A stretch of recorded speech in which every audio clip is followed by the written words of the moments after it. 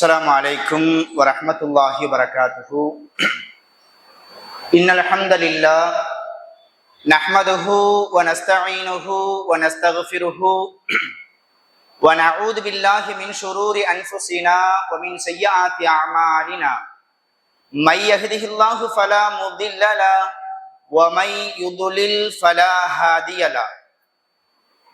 وأشهد أن لا إله إلا الله وحده لا شريك له وأشهد أن محمدا عبده ورسوله أما بعد فأعوذ بالله من الشيطان الرجيم. بسم الله الرحمن الرحيم.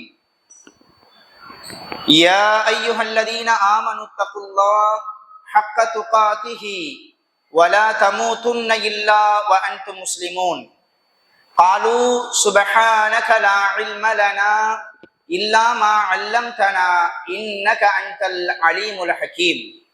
அளவற்ற அருளாளனும் நிகரற்ற அன்புடையோனுமாகிய அல்லாஹுவின் திருப்பெயர் போற்றி புகழ்ந்து ஆரம்பம் செய்கின்றேன். அந்த ஏக இறைவனின் சாந்தியும் சமாதானமும் இறுதி தூதர் முஹம்மதுர் ரசூலுல்லாஹ் ஸல்லல்லாஹு அலைஹி வஸல்லம் அன்னவர்களின் மீதும் அன்னவர்கள் குடும்பத்தார்கள் தோழர்கள் தாபிஈன்கள் தபஉ தாபிஈன்கள் சத்தியத்தையும் ஏகத்துவத்தையும் நமக்கு எடுத்து சொன்ன இமாம்கள், குறிப்பாக இரவு தொழுகையை தொழுது முடித்துவிட்டு அவனுடைய இல்லத்தில் அமர்ந்து கொண்டு அவனுடைய மார்க்கத்தை கேட்டறிவதற்காக இங்கு குழுமியிருக்கும் நம்மவர்கள் அனைவர்களின் மீதும் வந்து சேரட்டுமாக என்று பிரார்த்தித்தவனாக எனது உரையை நான் ஆரம்பம் செய்கின்றேன். அன்பிற்கினிய அருமையான பெருமக்களே, அல்ஹம்துலில்லாஹ், இன்றைக்கு ரமலான் பிறை 14 நாம் இருந்து கொண்டிருக்கிறோம். இன்றிலிருந்து இன்ஷா அல்லாஹ் ரமலான் பிறை 30 வரையிலும் முன்னறிவிப்பு செய்யப்பட்ட சொர்க்கவாசிகள் என்கிற தலைப்பின் கீழ் தொடராக நாம் பார்க்க இருக்கிறோம். இதுக்கு முன்னாடி நம்ம சில பயான்களை நம்ம கேள்விப்பட்டிருப்போம். சொர்க்கத்தை கொண்டு சுப செய்தி சொல்லப்பட்ட 10 நபித்தோழர்கள் அப்படின்னு நம்ம கேள்விப்பட்டிருக்கோம். அஷரத்துல் முபஷரா. ஹதீஸுகள்லையும் குர்ஆன்லையும் அந்த 10 பேர் அல்லாது ரசூலுல்லாஹ் குறிப்பிட்டு ஒரு 10 பேரை வரிசைப்படுத்தி சொல்லுவாங்க, இவர்களெல்லாம் சொர்க்கவாதிகள் அப்படின்னு. ரசூலுல்லாஹ் தொடராக சொன்ன அந்த 10 நபித்தோழர்கள் அல்லாம வெவ்வேறு சந்தர்ப்பங்கள்ல சில நபித்தோழர்களை குறித்து இவர்கள் சொர்க்கவாதி அப்படின்னு சொல்லியிருக்கிறாங்க. அது மட்டுமல்லாம குர்ஆன்ல அல்லாஹ் சில மனிதர்களை குறிப்பிட்டு இவர்கள் சொர்க்கவாதி, இவர்களின் வாழ்க்கை உங்களுக்கு முன் உதாரணம், இவர்களை அல்லாஹ் தேர்ந்தெடுத்திருக்கிறான் அப்படின்லாம் சில வாசகத்தை சொல்லி இவர்களும் சொர்க்கவாதி அப்படின்னு சொல்லிட்டு குர்ஆனின் மூலமாகவே அல்லாஹ் சொல்லி காமிப்பான்.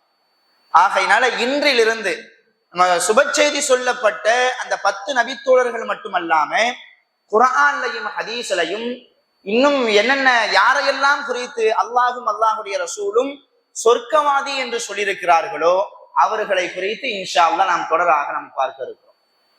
ரமலானுடைய காலகட்டத்தை பொறுத்த வரைக்கும் ரமலானுக்கும் சொர்க்கத்துக்கும் ஒரு தொடர்பு இருக்குது. என்ன தொடர்பு? அல்லாஹ்வின் தூதர் ஸல்லல்லாஹு அலைஹி வஸல்லம் சொல்வதை போல ரமலானுடைய மாதம் வந்து விட்டதென்றால் சொர்க்கத்தினுடைய வாசல்கள் எல்லாம் திறக்கப்பட்டு விடுகிறது. அப்ப இந்த ரமலான்ல சொர்க்கத்தை அடைவதற்கு நாம் எல்லோரும் முயற்சிக்க வேண்டும், அதிகம் முயற்சிக்க வேண்டும். இப்ப நம்ம எல்லாரும் நோன்பு வைக்கிறோம்னா அந்த நோன்பு வைக்கிறதுக்கு உண்டான நோக்கம் என்ன? அந்த பாபுர் ரையான் அப்படின்னு ஒரு வாசல் இருக்குது, ஒரு சொர்க்கம் இருக்குது, அப்படித்தானே? ரசூலுல்லாஹ் சொன்னாங்க, யார் தான தர்மம் செய்வாரோ நாளை மறுமையில் அவர் எந்த வாசலின் வழியாக அழைக்கப்படுவார்? பாபு சதகா அப்படின்னு ஒரு வாசல் இருக்குது. அதெல்லாம் சாதாரணமான வாசல் கிடையாது. இங்க சாதாரணமா ஒரு இடத்துக்கு நம்மை மதிக்கக்கூடிய ஒரு இடத்துக்கு நம்ம போனா நம்மளை எவ்வளவு கண்ணியப்படுத்துவாங்க. இவன் நம்மளை மதிக்கிற இடம்னு சொன்னா உதாரணத்துக்கு நம்ம எதை சொல்லலாம்? மாமியார் வீட்டை சொல்லலாமா? மாமியார் வீடுனா அந்த மாமியார் வீடு இல்ல, உண்மையான மாமியார் வீடு. ஆனா இன்னைக்கு நிறைய மாமியார் வீட்டுல கவனிக்கிறதே இல்லை, அது ஒரு பக்கம். சரி, அப்ப நம்மளை எங்க ரொம்ப நல்லா கவனிப்பாங்க? உச்சகட்டமா நம்மளை எப்படி கவனிச்சிட போறாங்க? நாளை மறுமையில சொர்க்கவாதிகளை வரவேற்பதற்கும் கவனிப்பதற்கும் அல்லாஹ் சில வானவர்களை வச்சிருப்பான். அந்த வானவர்கள் எவ்வளவு கண்ணியப்படுத்துவாங்க தெரியுமா? முதல்ல வானவர்கள் எவ்வளவு கண்ணியமானவர்கள். ஒளியால் படைக்கப்பட்டவங்க, அல்லாஹோடு அதிகமாக நெருக்கமாக இருக்கக்கூடியவங்க.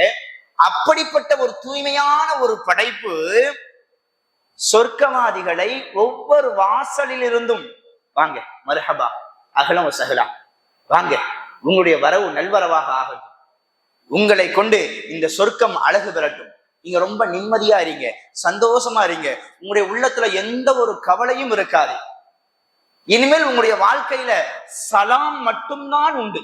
சலாம்னா என்ன? நிம்மதி. அவங்க சொல்லுவாங்க சலாமுன் அலைக். நாளை மறுமையில சொர்க்கத்துல அதிகமாக நம்ம கேட்கக்கூடிய வார்த்தை எதுதான்? இதுதான். சலாமுன் அலைக், சலாமுன் அலைக், சலாமுன் அலைக். உங்கள் மீது சலாம் உண்டாகட்டும், உங்கள் மீது சாந்தி உண்டா. யாரை பார்த்தாலும் இது மட்டும்தான். அந்த சொர்க்கத்துக்குள்ள போகும் பொழுது அல்லாஹ் ரப்பல் ஆலமீன் உள்ளத்துல இருக்கக்கூடிய இந்த அழுக்கு, குரோதம், பொறாமை இது எல்லாத்தையும் எடுத்துருவான். குர்ஆன்ல அல்லாஹ் சொல்றான், நாளை மறுமையில யாரும் யாரையும் பார்த்து பொறாமைப்படவே மாட்டாங்க. நாளை மறுமையில ஒரு சொர்க்கவாதி ஒரு விஷயத்தை குறித்து கவலைப்படுவார் என்றால் எதை குறித்து கவலைப்படுவாங்க? ஹதீஸ்ல சொல்லப்படுது, ஒரு சொர்க்கவாதிக்கு எந்த கவலையும் கிடையாது. சொர்க்கத்துக்குள்ள போயிட்டாருன்னா ஹாப்பி, அவ்வளவுதான், சந்தோஷம் தான். ஆனா ஒரே ஒரு விஷயத்தை குறித்து அவர் வருத்தப்படுவார். அது என்ன விஷயம்? இந்த உலகத்துல வாழும் பொழுது அல்லாஹ்வை நினைக்காம இவ்வளவு நேரங்களை நம்ம கழிச்சிட்டோமே அப்படின்னு நினைப்பாங்களா? எதுக்காக வேண்டிய அந்த நினைப்பு வருது தெரியுமா? சொர்க்கம் இருக்குதே, அது நம்ம செஞ்ச நல்ல அமலுக்கு பகரமாக கொடுக்கப்படுறது கிடையாது. இன்னைக்கு நிறைய பேர் நினைச்சு வச்சிருக்கிறாங்க, நாளை மறுமையில சொர்க்கத்துக்கு போறோம் அப்படின்னா அது என்னுடைய ஈமானை வச்சு நான் போறேன். அது ஒரு காரணம், அவ்வளவுதான். அது ஒரு காரணம். நான் செய்யக்கூடிய தொழுகையை வச்சுதான் நான் சொர்க்கத்துக்கு போறேன், நான் செய்யக்கூடிய தான தர்மத்தை வச்சு நான் சொர்க்கத்துக்கு போறேன். உண்மையிலேயே அல்லாஹ் தரக்கூடிய அந்த சொர்க்கத்துக்கு நம்ம செய்யக்கூடிய இபாதத்தை ஈடாகுமா? ஈடாகாது. சாதாரண இந்த ஈசிஆர்ல போயிட்டு ஒரு நாளைக்கு ரெசார்ட்ல போய் நம்ம தங்கணும் அப்படின்னா 15,000 ரூபாய் கேட்கிறாங்க. ஒரு நாளைக்கு அந்த ரெசார்ட்ல போய் தங்குறதுக்கு 15,000 ரூபாய். அந்த ரெசார்ட்ல இருக்கக்கூடிய சின்ன சின்ன விளையாட்டுகள், சின்ன சின்ன கேளிக்கைகள், சின்ன சின்ன மகிழ்ச்சிகள், அது கூட நிரந்தரம்லாம் இல்லை. கொஞ்ச நேரம் ஸ்விம்மிங் பூல்ல எவ்வளவு நேரம் நம்மளால குளிக்க முடியும், போதும் அவ்வளவுதான் அப்படின்னு எண்ணம் வந்துடும். சாப்பாடு கொண்டு வந்து தராங்க, கொஞ்சம் சாப்பிடுறோம், போதும் அப்படின்ற ஒரு எண்ணம் வந்துருது. வேற சும்மா அப்படியே அந்த கடற்கரை அப்படி சுத்தி பார்க்கிறோம், போதும் அப்படின்னு ஒரு எண்ணம் வந்துருது. ஆனா நாளை மறுமையில அல்லாஹ் நமக்கு தரக்கூடிய உணவுகள், நாளை மறுமையில அல்லாஹ் தரக்கூடிய வெகுமதிகள், இதெல்லாம் நமக்கு போதும் அப்படின்ற ஒரு எண்ணத்தை தருமா? ஹதீஸுகள்ல முஸ்லீம்ல பாக்குறோம், புகாரில பாக்குறோம். சுப்ஹானல்லாஹ், நாளை மறுமையில அல்லாஹ் ரப்புல் ஆலமீன் சொர்க்கவாதிக்கு ஒரு கனியை கொடுப்பானா. என்னது கனி? ஒரு பழத்தை கொடுப்பானா. அந்த சொர்க்கவாதி அந்த பழத்தை வாங்கி சாப்பிடுவாராம். சாப்பிட்டா அவ்வளவு சுவையா இருக்குமா, அவ்வளவு இனிமையா இருக்குமா. நம்ம இங்க சாப்பிடுற கனி மாதிரிலாம் இல்ல, இங்க சாப்பிடுற பழத்தோடலாம் அதை ஒப்பிட்டே பார்க்க முடியாது. இங்க சாப்பிடுற பழம்னா எப்படின்னா வெளியில ரொம்ப அழகா இருக்கும், ஆனா உள்ளக்க உரிச்சு சாப்பிட்டா புளிப்பா இருக்கும். சில சமயம் உள்ளக்க அழுகி போய் இருக்கும், ரொம்ப துவர்ப்பா இருக்கும் சில சமயம். ஆனா நாளை மறுமையில அல்லாஹ் நமக்கு தரக்கூடிய அந்த கனி, அந்த உணவு இருக்குதே, ரொம்ப ரொம்ப சுவையா இருக்குமா. அப்ப அந்த கனியை சாப்பிட்டு முடிச்சதுக்கு பின்னாடி இன்னொரு பழத்தை கொண்டு வந்து கொடுப்பாங்களாம். அப்ப இந்த சொர்க்கவாதி சொல்லுவாராம், இல்ல இந்த பழம் வேண்டாம், இதுக்கு முன்னாடி ஒரு கனி ஒண்ணு கொண்டு வந்து கொடுத்தீங்கல்ல, அதையே கொண்டு வாங்க, அது ரொம்ப சூப்பரா ரொம்ப இனிமையா இருந்துச்சு. அப்ப சொல்லப்படுமா, இதையும் சாப்பிட்டு பாருங்களேன், இந்த பழத்தையும் சாப்பிட்டு தான் பாருங்களேன். அப்படியா, சரி தாங்க அப்படின்னு சாப்பிடுவாராம். சாப்பிட்டா இது அதை விட ரொம்ப இனிமையா இருக்குமா. நினைப்பாரா, ஃபர்ஸ்டே இந்த பழத்தை கொண்டு வந்தா என்ன, அவ்வளவு இனிமையா இருக்குதே, இன்னொரு வகையான ஒரு உணவை ஒரு பழத்தை கொண்டு வந்து கொடுக்கப்படும். வேண்டாங்க, இப்ப கொண்டு வந்தீங்களாங்க, அதாங்க ரொம்ப ரொம்ப இனிமையா இருந்துச்சு, அதையே கொண்டு வாங்க, இதையும் தான் சாப்பிட்டு பாருங்களேன். சரி கொண்டாங்க அப்படின்னு சாப்பிடுவாராம். சாப்பிட்டா இது ஒரு வகையான ஒரு ருசியா இருக்குமா. என்னங்க இது ரொம்ப இனிப்பா ரொம்ப சுவையா இருக்குது, இதெல்லாங்க நீங்க ஃபர்ஸ்ட் கொண்டு வந்திருக்கணும். ஒரு முடிவு கிடையாது. அல்லாஹ் தரக்கூடிய உணவாக இருக்கட்டும், ருசியா இருக்கட்டும், இன்பமா இருக்கட்டும், எனக்கு போதும் அப்படியே ஒரு சலிப்பே வராது. அப்படிப்பட்ட இன்பம் நிறைந்ததுதான் சொர்க்கம். அந்த சொர்க்கத்தை அல்லாஹ் ரப்புல் ஆலமீன் இந்த உலகத்துல வாழும் பொழுது சில மனிதர்களுக்கு முன்னறிவிப்பா செஞ்சிருக்கிறான். ரசூலுல்லாஹி ஸல்லல்லாஹு அலைஹி வஸல்லம் அவங்க சில மனிதர்களுக்கு முன்னறிவிப்பாக செஞ்சிருக்கிறாங்க. அப்படிப்பட்ட அந்த சொர்க்கத்தை அடைவதற்கு இந்த ரமலான் மாசத்துல நம்ம நிறைய முயற்சி பண்ணணும். நம்ம நோன்பு வைக்கிறோம் அப்படின்னா அந்த நோன்பு வைப்பதனுடைய நோக்கம் என்ன? நாளை மறுமையில பாபு ரையான் அப்படின்னு ஒரு வாசல் இருக்குது. அந்த வாசல் வழியாக யாரெல்லாம் அழைக்கப்படுவாங்க? யார் அழைக்கப்படுவாங்க? எல்லா நோன்பாளிகளும் அழைக்கப்பட மாட்டாங்க. எல்லா நோன்பாளிகளும் அந்த வாசல் வழியாக அழைக்கப்படுவாங்களா? யார் நோன்பு வைத்துக் கொண்டு அந்த நோன்பினுடைய கண்ணியத்தை சரியான முறையில் பின்பற்றுகிறார்களோ அவர்கள், அந்த நோன்பாளிகள் நாளை மறுமையில பாபுர் ரையான் என்கிற அந்த வாசல் வழியாக அழைக்கப்படுவாங்க. அல்லாஹ் ரப்புல் ஆலமீன் நம்ம எல்லாத்துக்கும் அந்த நசீபை தரட்டும். நாளை மறுமையில நம்மைய, நமது பெற்றோர்களை, நமது சந்ததிகளை, மாணவர்கள் அந்த பாபுர் ரையான்ல இருந்து வாங்க மர்ஹபா அஹ்லம் வஸஹ்லா, குடும்பத்தோட வாங்க, குடும்பத்தோடு வாங்க அப்படின்னு சொல்லக்கூடிய நசீப் அல்லாஹ் நம் எல்லோருக்கும் தந்தல் புரியும். அப்போ இந்த ரமலான் மாதம் என்பது சொர்க்கத்தோடு பிணைக்கப்பட்ட ஒரு மாதம். இந்த மாதத்துல சொர்க்கத்தை பத்தி நம்ம அதிகம் கேட்கணும். சொர்க்கத்திற்கு செல்வதற்குண்டான சில வழிகள் என்ன அப்படின்றத நம்ம தெரிஞ்சு வச்சுக்கணும். சொர்க்கத்தை கொண்டு சுப செய்தி சொல்லப்பட்டவங்க எதனால அவங்க சுப செய்தி சொல்லப்பட்டாங்க அப்படின்ற ஒரு செய்தியை நம்ம தெரிஞ்சு வச்சுக்கிட்டோம் அப்படின்னா அந்த அமல்களை நம்மளும் செய்யலாம். அதனாலதான் இன்ஷா அல்லாஹ் இன்றிலிருந்து நம்ம என்ன தலைப்பு தேர்வு செய்யப்பட்டிருக்கிறோம்? சுப செய்தி சொல்லப்பட்ட, சொர்க்கத்தை கொண்டு முன்னறிவிப்பு செய்யப்பட்ட சில மனிதர்கள் அப்படின்ற ஒரு தலைப்பு. சரி, இந்த தலைப்புக்கு போறதுக்கு முன்னாடி இந்த தலைப்பை குறித்து ஒரு சின்ன ஒரு சந்தேகம் ஒண்ணு இருக்குது. அதையும் நம்ம தெளிவுபட்டிருக்கணும். சொர்க்கமோ நரகமோ அது எப்ப கிடைக்கும் ஒரு மனிதருக்கு? இந்த உலகத்திலே கிடைச்சிருமா? எப்ப கிடைக்கும்? நாளை மறுமையில தான் கிடைக்கும். நாளை மறுமையில கிடைக்கக்கூடிய ஒரு விஷயத்த இப்பவே நம்ம இவர் சொர்க்கவாதி, இவர் சொர்க்கவாதி அப்படின்னு நம்ம சொல்ல முடியுமா? அப்படி சொல்றதுக்கு அதிகாரம் நம்ம கிட்ட இருக்குதா? அதை முதல்ல நம்ம தெரிஞ்சுக்கணும். இன்னும் சொல்ல போனா ஹதீஸ்கள்ல பாக்குறோம், இவர் நல்லவர் தான், இவர் ரொம்ப பெரிய மகான் தான், இவர் கண்டிப்பா சொர்க்கத்துக்கு போயிருவாரு அப்படின்னு கூட நம்ம சொல்லக்கூடாதான் யாரையும் பார்த்து. ஹதீஸ்கள்ல வருது, பின்னாடி நம்ம பார்க்க இருக்கிறோம். அப்போ நாளை மறுமையில தான் அல்லாஹ் சொர்க்கத்தை கொடுக்க இருக்கிறான். அப்ப இந்த உலகத்திலேயே இவர் சொர்க்கவாதி, இவர் சொர்க்கவாதி, இவர் நல்லவர் அப்படின்னு நம்ம சொல்றதுக்கு முகாந்திரம் இருக்குதா? அப்படி சொல்லலாமா? அப்படின்றத பார்த்துட்டு எந்த அடிப்படையில நபித்தோழர்களையும் இன்னும் ஒரு சில மனிதர்களையும் இவர்கள் சொர்க்கவாதி அப்படின்னு நம்ம சொல்றோம் அப்படின்றத நம்ம தெரிஞ்சுக்க போறோம். ஹதீஸ்கள்ல பாக்குறோம், புகாரி இமாம் தனது கிதாபுல இந்த செய்தியை பதிவு பண்ணுவாங்க. இன்ன அவ்வளன்னாசி யக்வா யௌமல் கியாமத்தி அலைஹி ரஜுலுன் உஸ்துஷஹித. மறுமை நாளில் மக்களில் முதலில் தீர்ப்பு வழங்கப்படுபவர் யார் தெரியுமா? அல்லாஹின் பாதையில் உயிர் தியாகம் செய்தவர் தான். ரசூலுல்லாஹ் சொல்றாங்க, நாளை மறுமையில மக்கள்லயே முதல்ல அந்த தீர்ப்புக்காக வேண்டி விசாரிக்கப்படுபவர்கள முதன்மையானவர்கள் அல்லாஹுடைய பாதையில உயிர் தியாகம் செய்தவர்கள். இந்த ஹதீஸ் எல்லாம் நான் எதுக்கு சொல்ல வரேன் அப்படின்னா, யாரையும் பார்த்து இவர் நல்லவர், இவர் மகான், இவர் சொர்க்கவாதி அப்படின்னு நம்ம சொல்லக்கூடாது. அதுக்குதான் இந்த ஹதீஸ ரசூலுல்லாஹ்வே சொல்றாங்க. நாளை மறுமையில அல்லாஹ் விசாரணைக்காக வேண்டி ஷஹீதுகளை கூப்பிடுவானாம். அப்போ ஒருத்தவர் வருவாராம். ஒருத்தவர் வந்தா அவர் அல்லாஹுடைய பாதையில கொல்லப்பட்டவர், ஷஹீதாக்கப்பட்டவர். அவருக்கு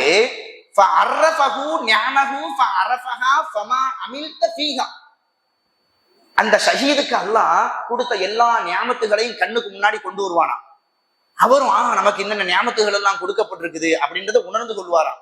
அல்லாஹ் கேட்பானா, உனக்கு இவ்வளவு நியாமத்துகளை தந்தன்ல, இந்த நியாமத்தை வச்சு நீ என்ன பண்ணுன அப்படின்னு கேட்பான். அப்ப அந்த ஷஹீத் சொல்லுவாராம், எனக்கு இன்னென்ன நியாமத்துகளை எல்லாம் தந்த, இந்த நியாமத்துகளை வைத்துக் கொண்டு உன்னுடைய பாதையில் நான் சண்டையிட்டேன். உன்னுடைய மார்க்கத்தை நிலைநாட்டுவதற்காக வேண்டி, சத்தியத்தை நிலைநாட்டுவதற்காக வேண்டி, உனக்காக வேண்டி சண்டையிட்டு என்னுடைய உயிரையே நான் கொடுத்தேன் அப்படின்னு சொல்லுவாராம். அல்லாஹ் சொல்லுவானா, கதப்த, நீ பொய் சொல்றப்பா. என்ன சொல்லுவானா? கதப்த, நீ பொய் சொல்ற. வலாக்கின்னக காத்தல்த லிஐ யுகால ஜரீஉன், நீ உலகத்துல வாழும் பொழுது போர்க்களத்துல கலந்து கொண்டு வீர தீரமாக நீ சண்டை போட்டல, அது எனக்காக வேண்டி கிடையாதுப்பா. எல்லாரும் உன்னைய பெரிய வீரன் அப்படின்னு சொல்லணும், உன்னைய எல்லாரும் போற்றணும் அப்படின்றதுக்காக வேண்டிதான் நீ சண்டை போட்ட. உன்னுடைய வெளி தோற்றத்தை பார்த்து வேணா மக்கள் ஏமாறலாம், உன்னுடைய உள்ளத்துல என்ன இருக்குது அப்படின்றத நான் அறிவேன். அல்லாஹ் சொல்லுவான். இந்த உலகத்திலேயே ஒரு பெரிய அந்தஸ்து, இந்த உலகத்திலேயே பெரிய நன்மையை பெற்று தரக்கூடியது ஈமானுக்கு அடுத்து எது? ஷஹீது தான். போர்க்களத்துல கலந்து கொண்டு ஷஹீதாக்கப்படுறாங்கல்ல, இதுக்கு இருக்கிற வெகுமதி, இதுக்கு கொடுக்கக்கூடிய நன்மைகள் இருக்கிற வேற எதுக்கும் கிடையாது. ஒரு மனிதர் நம்முடைய பார்வையில போர்க்களத்துல கொல்லப்படுறாரு. இன்னைக்கு கூட நம்ம பாக்குறோம்ல, சில இடங்கள்ல சில மனிதர்கள் கொல்லப்படுறாங்க, ஷஹீது அப்படின்னு நம்ம சொல்றோம், ஷஹீதுன்னு நம்ம சொல்றோம். ஆனால் அவர் உண்மையிலேயே ஷஹீதா இல்லையா என்பது எப்பதான் தெரியும்? நாளை மறுமையில தான் தெரியும்.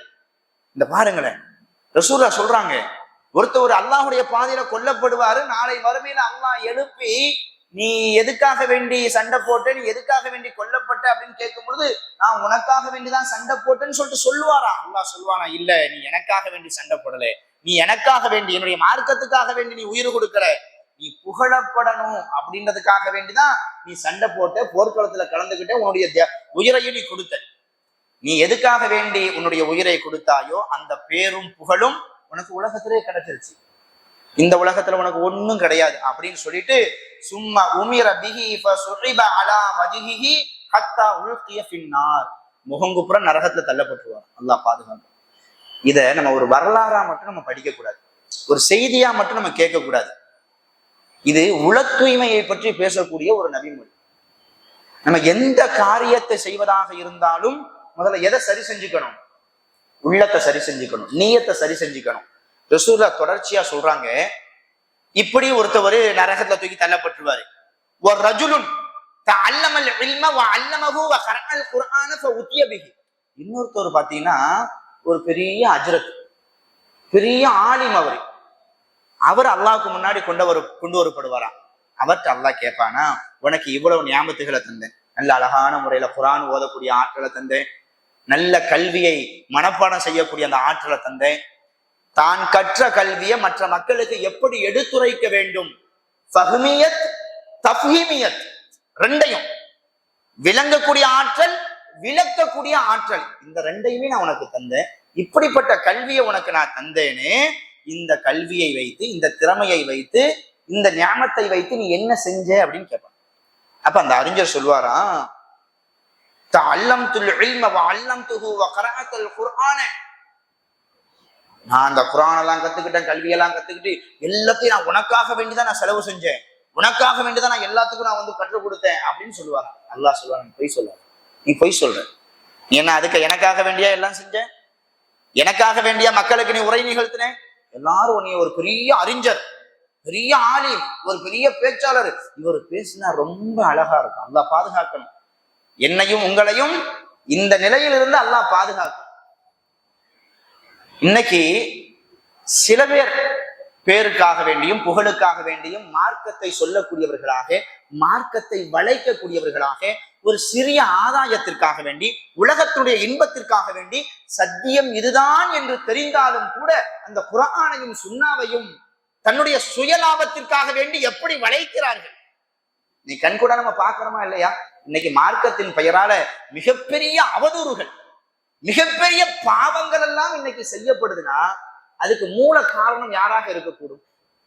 மார்க்கத்தை படித்த அந்த அறிஞர்கள் தானே, மார்க்கத்தை படித்த அந்த ஆலிம்கள் தானே.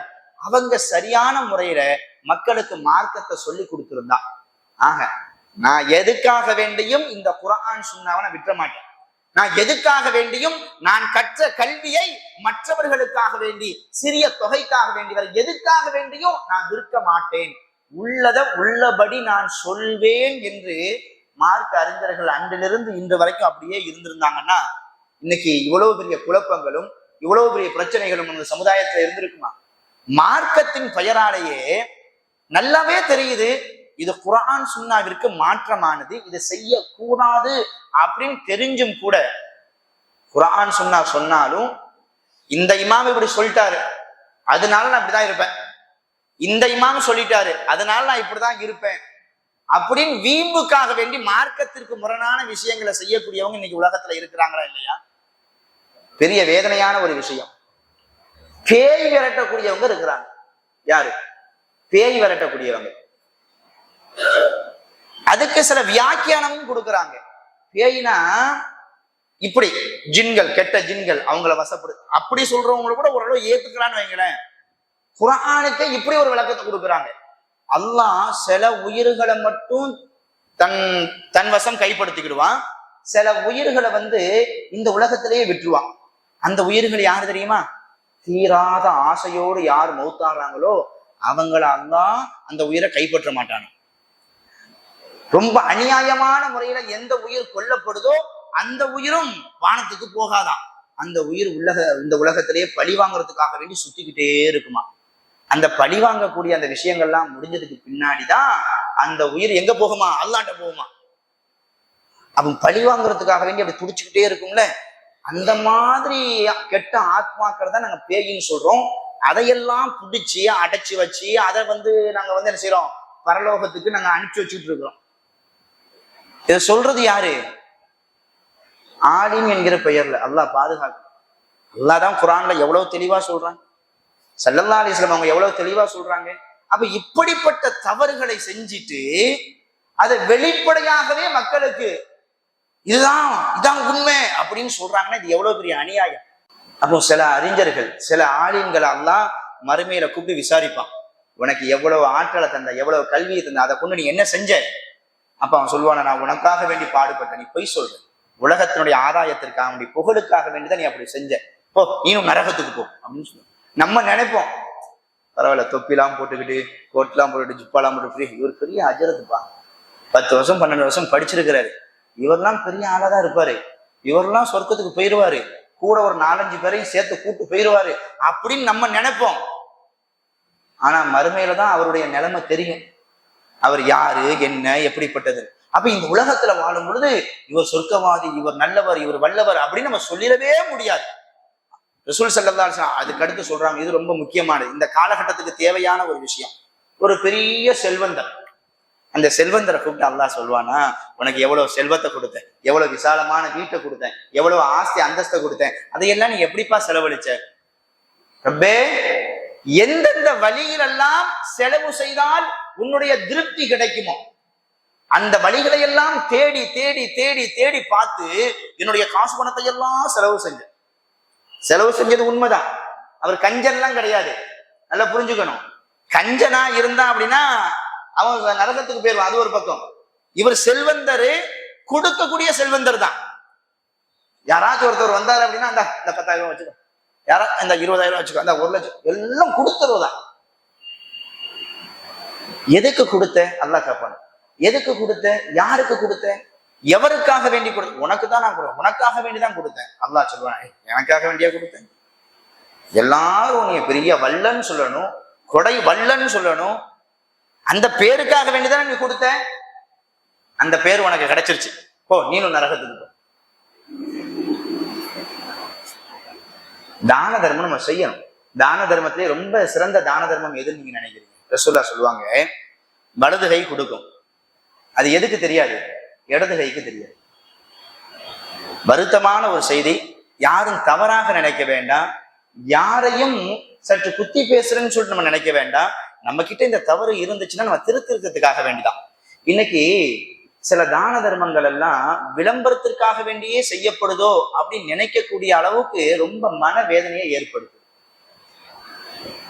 எனக்கு தெரிஞ்சு ஒரு குடும்பத்தார், ஏன் என்னுடைய உறவுகளே நீங்க வச்சுக்கோங்களேன், உதவி பெறக்கூடிய சூழல்ல இருக்கிறாங்க, அந்த உதவியை பெறுவதற்காக வேண்டி ஒரு இடத்துல இருந்து கூப்பிடுறாங்க, வாங்க அப்படின்னு கூப்பிடுறாங்க. அவங்க போகல.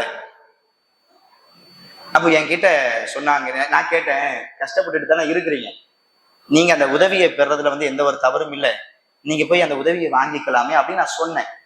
அப்ப அவங்க என்ன சொன்னாங்கன்னா, உதவியை இதுக்கு முன்னாடி கொடுத்தாங்க. ஆனா இப்ப என்ன செய்யறாங்கன்னா, பொருளை தந்துட்டு போட்டோ எடுக்கிறாங்க. நம்ம குமரி பிள்ளைகள்லாம் கூட்டு போறோம், அது ரொம்ப சங்கடமா இருக்குது. அந்த அந்த அந்த பொம்பளை பிள்ளைங்களை பெத்தவங்க சொல்றாங்க, நாங்க ஓகே, எங்களுக்கே அது மன சங்கடம் தான் இருக்குது. எங்க பிள்ளைங்க கல்யாணம் ஆகாதவங்களா இருக்கிறாங்க, அவங்களுக்கு ஒரு 5 கிலோ அரிசியை கொடுத்துட்டு இதை கொடுத்துட்டு அதை ஒரு போட்டோ எடுத்து அந்த போட்டோ எடுக்கிறதுக்காக வேண்டி எங்களை வரிசையில நிப்பாட்டி வச்சு இந்த மாதிரி செய்யறது ஒரு பெரிய ஒரு மனசங்கடத்தை ஏற்படுத்துது அப்படின்றாங்க. அதை கேட்கும்போது ரொம்ப மனசு சங்கடமா இருக்குது.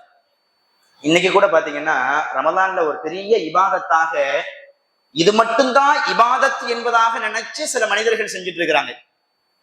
சகர் சாப்பாடை ஆக்கி போடுறது, இதுவும் இபாதத் தான், இதை குறையாத நம்ம சொல்லல. இதுக்காக வேண்டியே வந்து என்ன செய்யறாங்க, கால நேரத்தை ஒதுக்குறாங்க.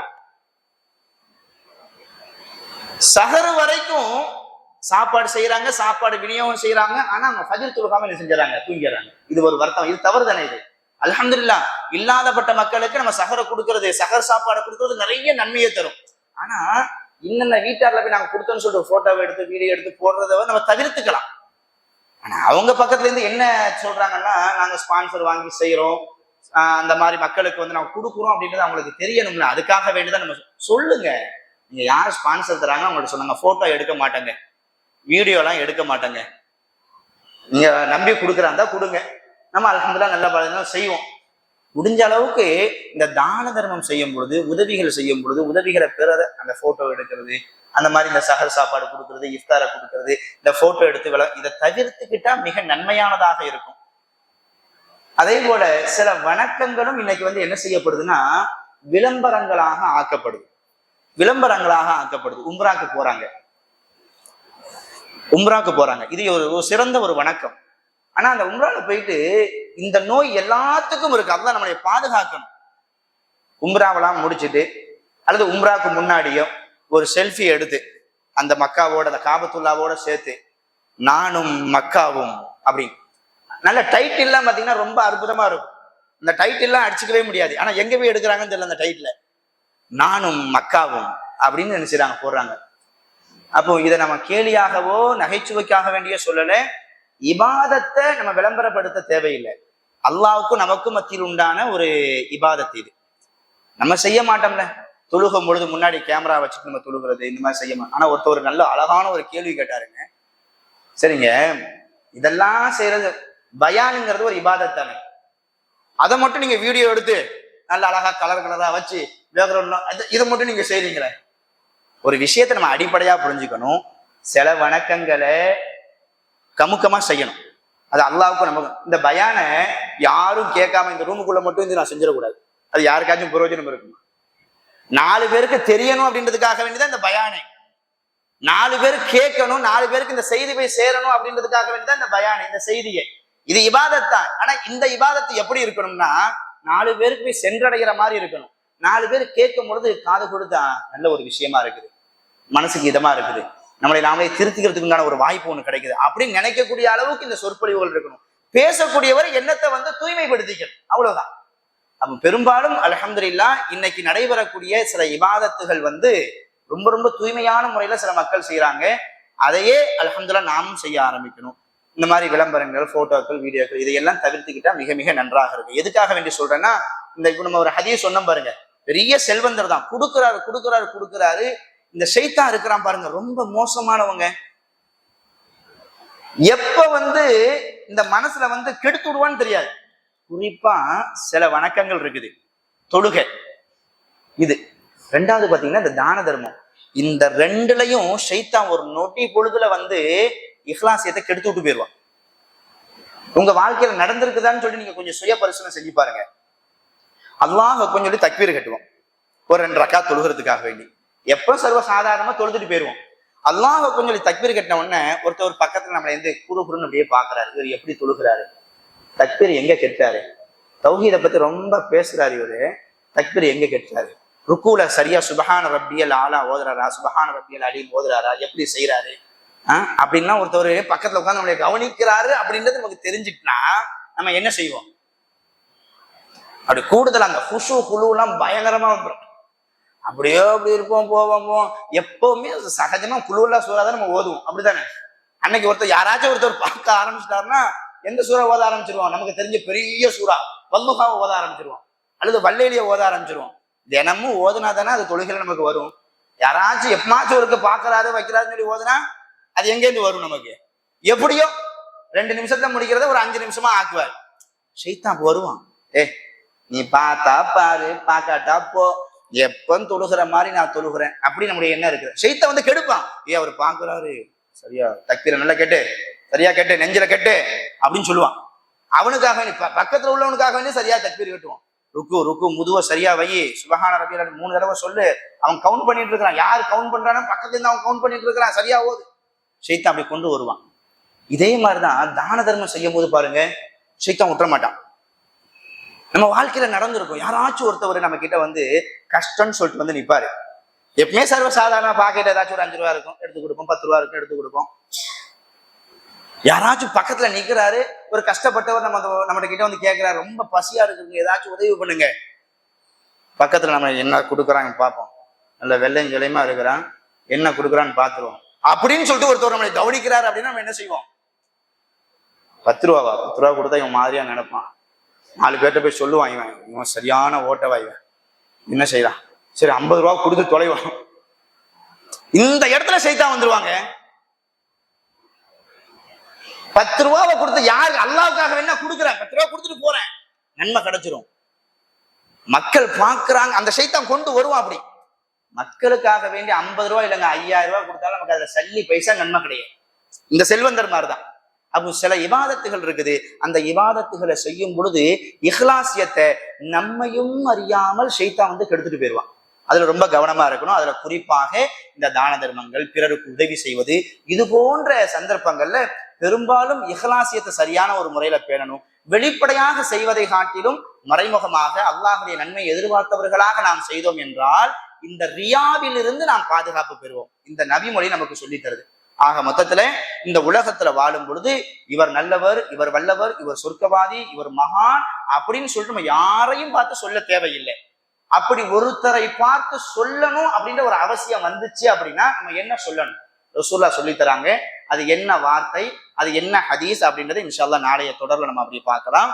அல்ஹம்துலில்லாஹ், இதுவரையிலும் நாம் கேள்விப்பட்டு அறிந்த இந்த செய்தியின் அடிப்படையில நமது வாழ்க்கையை அமைத்துக் கொள்ள வல்ல இறைவன் அருள் புரிவானாக.